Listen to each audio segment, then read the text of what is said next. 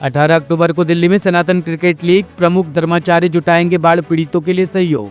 हिमाचल, पंजाब और उत्तराखंड में आई विनाशकारी बाढ़ से प्रभावित हजारों परिवारों के पुनर्वास और सहायता के लिए एक प्रेरणादायक पहल की गई है। सनातन न्यास फाउंडेशन द्वारा 18 अक्टूबर 2025 को दिल्ली के कर्नल सिंह स्टेडियम पहाड़गंज में एक चैरिटी मैत्रीपूर्ण सनातन क्रिकेट लीग का आयोजन किया जा रहा है।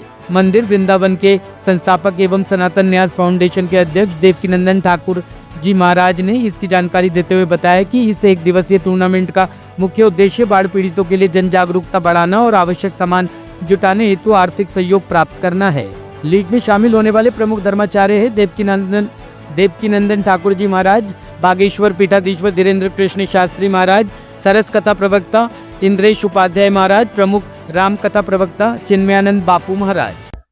वहाँ मुझे एक बात बार बार बोली गई कि भारत में बाढ़ आई है और बाढ़ से बहुत प्रदेश प्रभावित हुए हैं। उत्तराखंड, हिमाचल, पंजाब, उत्तर प्रदेश। तो महाराज जी, राशन की चीजें तो सबने पहुंचाई हैं, लेकिन सिर्फ राशन ही नहीं बहा है, बहुत सारी चीजें बह गई। घर में यूज की बहुत सारी चीजें बह गई हैं। तो आप जैसे धर्माचार्यों को कुछ करना चाहिए। तब मुझे व्यास जी का एक श्लोक याद आया, परोपकाराय पुण्याय पापाय परपीड़नम। सबसे बड़ा धर्म है दूसरों को सुख देना, यही सबसे बड़ा धर्म है। और हम लोग सब दीपावली मनाएंगे, लेकिन हम लोग ये नहीं कह सकते कि हमारे घर में तो सब है तो हम क्या करें। तो इस भाव से हमने मन बनाया है कि सनातन न्यास फाउंडेशन ने एक सनातन क्रिकेट लीग का आयोजन किया है, जो 18 अक्टूबर को दिल्ली में कर्नल सिंह स्टेडियम दिल्ली में होगा, पहाड़गंज नई दिल्ली में होगा, और समय 9 बजे से लेके शाम को 5 बजे तक होगा, जिसमें 4 टीम होंगी। इसमें हमारे मेरे प्यारे अनुज श्री धीरेन्द्र शास्त्री जी भी रहेंगे, एक टीम उनकी रहेगी। एक हमारे इंद्रेश उपाध्याय जी जो वृंदावन से ही मेरे बहुत प्रिय हैं, वो उनकी एक टीम रहेगी। चिन्मयानंद बापू जी जो रामकथा कहते हैं, एक टीम उनकी रहेगी और एक टीम हमारी भी रहेगी।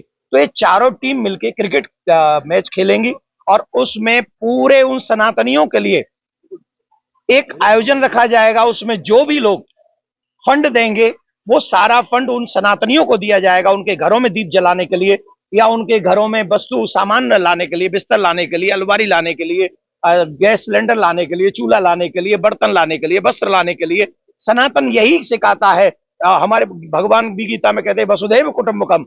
ये दीपावली सिर्फ मेरे घर में दीप नहीं जले, बल्कि सबके घरों में दीप जले। तो मैं आप सबके माध्यम से एक निवेदन करूंगा कि आप लोग जितने भी सनातनी हैं, जितने भी हमारे पत्रकार बंधु हैं, हमारी इस बात को ज्यादा ज्यादा लोगों तक इसलिए पहुंचाएं क्योंकि हमारे पास में समय कम है और 18 अक्टूबर हमारे बहुत पास में है। तो आप लोग सभी क्रिकेट मैच सनातनियों का, सनातनी धर्माचार्य कथा करते हैं, व्यासपीठ पे बैठते हैं, लेकिन पहली बार सनातन की सेवा के लिए क्रिकेट के मैदान में होंगे। और कई बार हमारे क्रिकेट में ये दोष भी लगा है, आरोप भी लगा है कि उसमें जुआ वगैरह भी खेला जाता है। ये जुआ का क्रिकेट नहीं होगा, ये जुआ का नहीं बल्कि सेवा का क्रिकेट होगा। तो हम सेवा के क्रिकेट को भी सपोर्ट करें और सनातनियों को सपोर्ट करें, इसके लिए क्रिकेट लीग मैच होगा। जी, दूसरी बात पश्चिम बंगाल जी, क्या कहना चाहिए? देखिए, पश्चिम बंगाल में अगर कोई ये कहता है कि जय श्री राम नहीं कह सकते, तो ये एक तरीके से संविधान का अपमान है। क्यों नहीं कह सकते भाई? बंगाल किसी का नहीं है, बंगाल संविधान का है और भारत का है, और मैं भी इस भारत का नागरिक हूं। कोई भी हो, कुर्सी कितने दिन रहेगी आपकी? और ईमानदारी से आप अपना जवाब दीजिए ना, आपने क्या किया है बंगाल में इतने दिन रह के, या उत्तर प्रदेश में रह के, या बिहार में रह के, जो भी जहां बैठे हैं वो अपनी बात तो कह सकते हैं, लेकिन ये नहीं कह सकते आप जय श्री राम नहीं बोल सकते। और जय श्री राम कह के अगर कोई कहता है माहौल खराब होता है, तो उसको अपना प्रदेश बदल लेना चाहिए, क्योंकि जय श्री राम तो इस देश के कोने कोने में होगा। ये हमारा फंडामेंटल अधिकार है, इसे कोई छीन नहीं सकता। हम किसी का अपमान नहीं करते हैं, लेकिन मेरे राम का, मेरे सनातन का, मेरे देश का कोई अपमान नहीं कर सकता। हमारे आपने सुप्रीम कोर्ट पर बात कही है जी, मैं सुप्रीम कोर्ट को बड़े आदर के साथ में कभी भी जो हमारे संवैधानिक प्लेस हैं उनका आदर करता हूं, बहुत बहुत आदर करता हूं।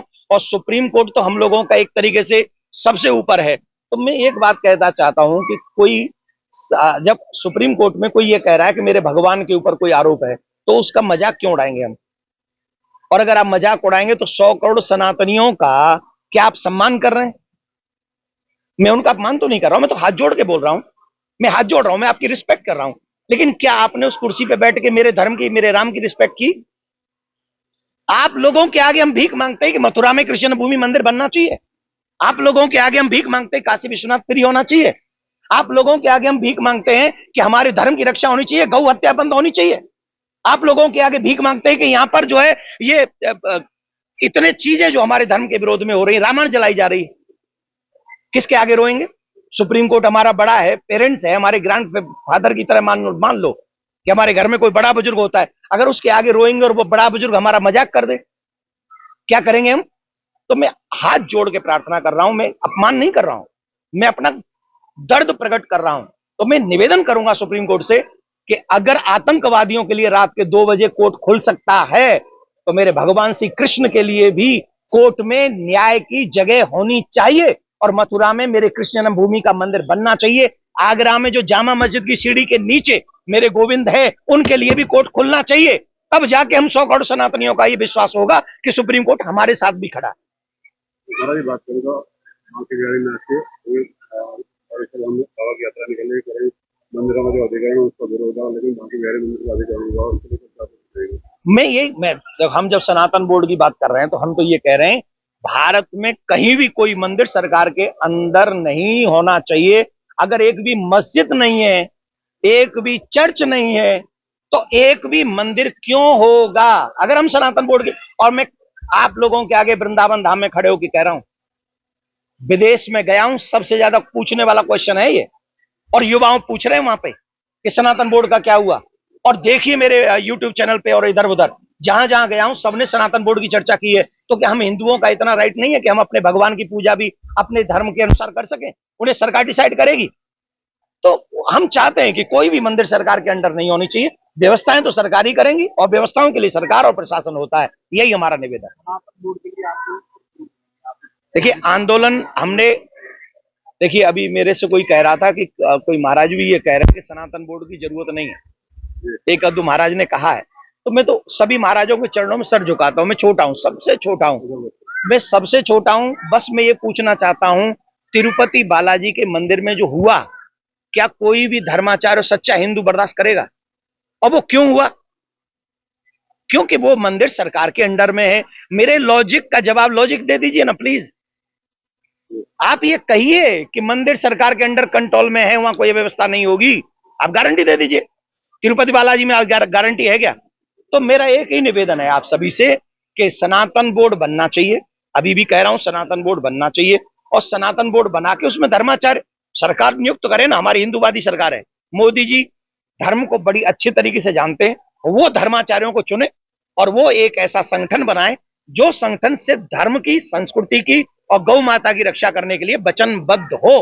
तो हमको लगता है बहुत अच्छा होगा। आप सभी आए, अपना समय दिया, आप सबका बहुत बहुत साधुवाद। लेकिन 18 अक्टूबर धनतेरस के दिन अपने ही घर में दीपावली नहीं जलानी है, अपने ही घर में दीप नहीं जलाने हैं, उन घरों में भी दीप जलाएंगे इस बार धर्माचार्यों के साथ मिलके, जो हमारे ही सनातनी है और हमारे अपने परिवार हैं। वसुधैव कुटुंबकम। जय Shri Ram. Bureau report, team top story news.